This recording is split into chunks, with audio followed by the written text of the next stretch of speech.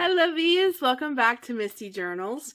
I suggest that you guys light a candle, get yourself something yummy to drink. I have my peach tea, and settle in because this is a little bit of a chatty video. Oh, I'm really liking this tea. It's really good. It's peach celestial tea. So good. But I want to put out 6 tips to catch up in your daily journaling, especially if you took the challenge to do my abiding journal, which I did. And I've been dealing with some things, and I have fallen behind in my daily journaling, and I refuse to let that stress me out. And I do believe that that is some of the reason why people don't do daily journaling, or they're intimidated, period, by journaling. Because sometimes in our very busy lives, or sometimes we just go through lulls in life or health issues like I'm experiencing right now, and you're just not able or feel up to it or want to journal every day, and then it becomes, instead of enjoyable, it becomes like pressure. And who wants to be pressured to do something that's supposed to be enjoyable? So I just have some quick tips to share with you guys today. Like I said, it's going to be kind of chatty, and I'm showing you my journal so that you guys can see clearly instead of seeing my face. So buckle up, let's do this and get ready for some tips. So my first tip that I have for you guys, I'm going to be using my journal as a reference and even some of my older stuff as well, just to give you an example of what I'm talking about. So my first tip is to journal briefly about a highlight, and to do collage art or stickers or whatever your favorite thing is to kind of fill the page. And that's exactly what I did here. My journaling was literally, it's freezing and still off and on snowing. We are home together this Saturday, resting and being together. That's literally all the journaling I did for the 2nd of January. And then I focused on the beauty of the page. So the page makes the journaling. That is literally all that was going on. And sometimes I think people are getting a little overwhelmed in journaling, especially with 2020 and going into 2021, is in the pandemic and the things that we're dealing with, there isn't a lot to look forward to. People aren't doing as much as they used to simply because we can't go out as much as we used to. We're not hanging out with friends and family. We're not doing things as much as we used to. So sometimes a brief little highlight about the day and then taking the time to make the page beautiful is all that's needed. That's all that's needed. And I had so much enjoyment in bringing this page to life, and it really wasn't focused about the journaling. It was just focused about, I got something down, and the collage or the stickers or the paper, that's the beauty of the page. And when I look back at this, I will understand that there wasn't much going on, and this was all I could do on that day. And you just have to give yourself some grace in it. So tip number 2 that I have is use large pictures or magazine clippings to express a moment in that time. So a perfect example of this is on January 3rd, it was my 23rd wedding anniversary. And what does a quarantine wedding anniversary look like anyways? Where you can't go nowhere and do nothing. So I found this magazine clipping, and it's a man and a woman, and they're literally in their PJs in bed with their dog asleep at the foot of their bed, and they're eating. And this is a perfect picture of my husband and I on our 23rd wedding anniversary. And that captured the whole movement. So I didn't end up making this a pocket, so I did journal about this behind it. But even if you didn't want to journal just this little bit, 23 years together, quarantine anniversary, the picture tells the story of the day. So there's very little journaling needed. This was very quick, very simple. So when you're playing catch up, this is a great way to just stick something down. You literally wrote 4 words and you're done. And then you can move on to the next page, because remember, you're catching up in your journaling when you have a big span of time that you have not journaled and you need to catch up. So that is my tip for number 2. My tip for number 3 is save memorabilia from the day. I made myself tea today. So I could have ripped the tea bag the tea bag tips off of that and used it. Movie stubs, if you do happen to get out. Receipts from something, maybe you went shopping and you bought yourself a new bottle of perfume. Anything of that nature. So you can just literally, like this day, this was because I'm having some GERD issues, some acid reflux things. I'm not eating like I used to. And I was so excited because my husband was really hungry for Auntie Anne's. And I actually ate a couple bites of his pretzel. So I saved this piece from the bag, and this was the sticker that closed the pretzel together. And I used that in my journaling. Memorabilia is so important because it can be big pieces, it can be small pieces. And if you do a collective page, which I'm going to talk about, that's another tip. If you have a couple pieces of just little teeny, like a sticker from a pretzel bag, a tip from a tea bag, a receipt from a new bottle of perfume that bought, and then you're going to do a collective page where you're fitting multiple days into one page, which is going to be another tip, you literally can just use the memorabilia from each day to highlight what happened on that day.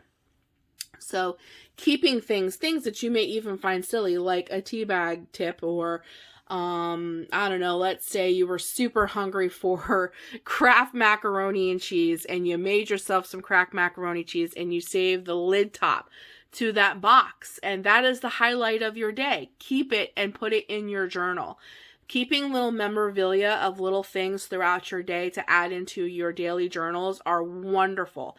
And when you go back and you look at some of the things that you kept, it's such a beautiful way to preserve memories and to preserve thoughts and feelings. So I love keeping like little pieces of bags and receipts and movie stubs, or if you went to church and you get a church flyer, cut a little piece of your church flyer out. Or if you you ordered out, you got DoorDash and it was from McDonald's, tear out the little McDonald's limbo guys logo from the McDonald's bag and post it into your daily journal, and that will move you forward in your days when you're playing catch up. Like this day I did delivery. I had all these delivered. So this was literally on their bag, on their paper bags, and at the top of their paper bag it said fresh deals delivered. So I kept that and the Aldi symbol, and that represented that I had groceries delivered that day. So keeping memorabilia from the things that you do every day is a great way to catch up when you are playing catch up in your daily journaling. My tip for number 4 is about print a picture of a favorite moment or event and focus on that one thing. So for that, on January 7th, I talked about this briefly in a live that I done recently. We got word that my 39-year-old cousin here, this is her and I as kids, was found deceased in her apartment. And even though other things had happened that day, this is really the only thing I could focus on. And if I was playing catch up in my journal, then I would do something very similar to this. It was all about this one picture, and I briefly journaled about it. And if I was playing catch up, these are great ways to very quickly catch up in your journal, because this is the highlight of the day. You're not trying to focus on many, many, many things at once. Sometimes in your journaling, focusing on just one thing, not like I have to focus on every single thing I did in a day, that can be very overwhelming, that can be very taxing, that can be very tedious, and that definitely can defer you from wanting to do daily journaling. So just focusing on one thing and one thing only can be very important. And if you have like a little sprocket or like a little inkjet printer, like I literally just printed this picture from my inkjet printer, something of that nature can be very, very helpful. And it doesn't have to be something traumatic. It can be, let's say you looked out your window and you saw deer in your front yard and you took a picture of the deer. That could be your central focus on that day when you're catching up. So you literally can just put the picture of the deer. Maybe you have some really cute deer stickers and you do a couple lines that I couldn't believe it. There was deer in my front yard. This is so magical. I hope to see them again. And that's literally all you put down for that day. And you move forward because you're catching up with the days that you have missed. So pictures also can be very, very powerful and important in playing catch up when you're journaling. And when you're looking back at your journals a couple years from now, pictures say words that we can't. Yeah, I can write all about the deer in my front yard, but when I see the picture, it expresses so much more than I could actually just write. So pictures are very important. And like on this day, I just want to make a quick thing. Like this day, I was having quite a bad day. This was Friday.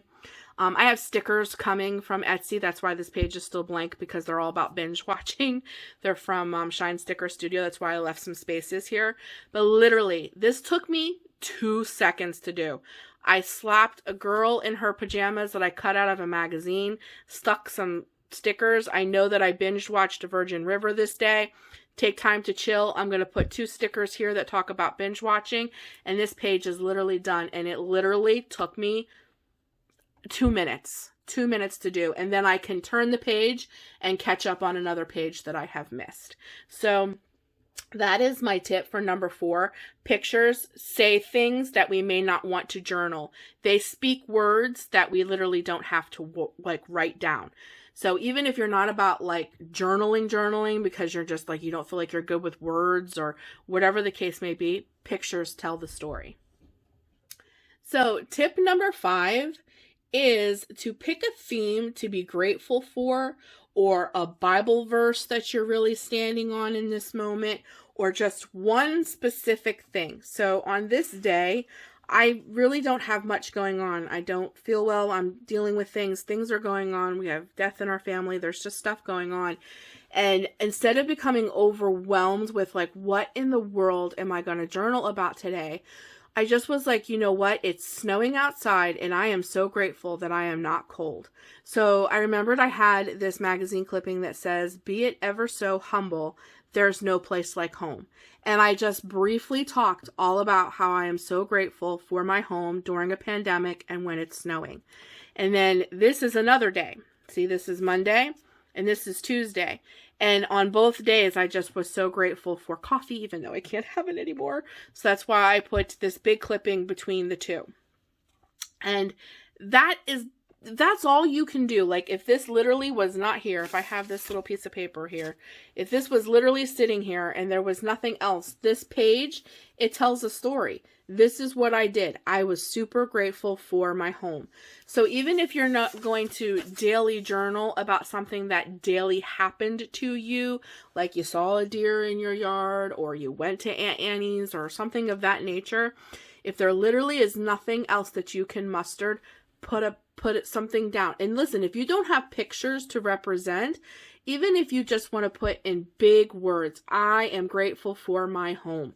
Or if you have faith and you're standing on a scripture, because we live in turbulent times, and you're just trusting God for something, write that scripture verse out and what it means to you and add a sticker and be done with it and move over. Don't allow the journaling to consume you and overwhelm you and make you feel like you haven't done enough. And just an added tip I'm going to put in here in between my very last tip that I want to share with you is don't compare your journaling to somebody else. If you have a favorite journaler, which I hope it's me, but I have a favorite journaler. I have many that I watch, but if you have like favorite journalers that you watch, and their journaling just looks so cool and so interesting, and you want to do it like that, and you just can't seem to muster that same kind of thing up, and that, there's so much going on, and blah, blah, blah, blah, blah. Don't compare your journaling to somebody else's. Your journaling is your journaling, and if all you can do is muster this much of a sentence up on a page and fill the rest up with stickers, then that's beautiful. That's what you do. It's supposed to be fun. If all you can do is put down a picture of something that you feel represents you and your day very well and write 4 words, then that's all you do. It's your journal. You make it what you make it. Don't compare your journaling style and what you put down on a daily basis, especially when you're playing catch up, to somebody else. You do what fits you. Okay, so that was just a little tip as I was speaking that just kind of came to me. And another tip too is drawing. Drawing is always a wonderful way to fill in like white spaces. So here I was just talking about COVID-19 and some things that came about. And this was all about, this is when this was all about when people broke into the Capitol. So I drew the American flag. So drawing pictures helps too. That's another little added tip. I guess I added 2 extra ones in there. But the last tip that I really want to share with you guys is my number 6 tip, which I really don't have a page to show you because this is literally what I'm going to have to do. So this is the last page that I actually journaled on, which was Tuesday the 12th. If you turn the page, there's nothing. You guys are probably going to see this video on the 19th. So that means I literally have from the 12th to the 19th to catch up on. That's what made me think about all these tips. So the last style that really, really helps, because when I think about, wow, I have a lot of days to catch up on, and that is a lot of work. And listen, it happens. I have not been physically well. So I'm going to catch myself a break and be like, no, I have to do Wednesday, Thursday, Friday, Saturday, Sunday, Monday, Tuesday, Wednesday. No, I'm not doing that. That's almost a whole week's worth of catch up. The other tip I have for you is to combine a slow week or time in your life, many days at once, into one page and use a bullet system to document those days. So literally I can take my, I've been using my midliners to write in my days. So like I literally could just take my midliner, write, what day was this? The 12th? I can literally write January 13th, put a slash, that means through January 19th, take markers, whatever I want, literally put little bullets, okay? And let's say on the 13th, I cleaned my house. I can literally just put cleaned the house, made it sparkle, shine, and it was beautiful.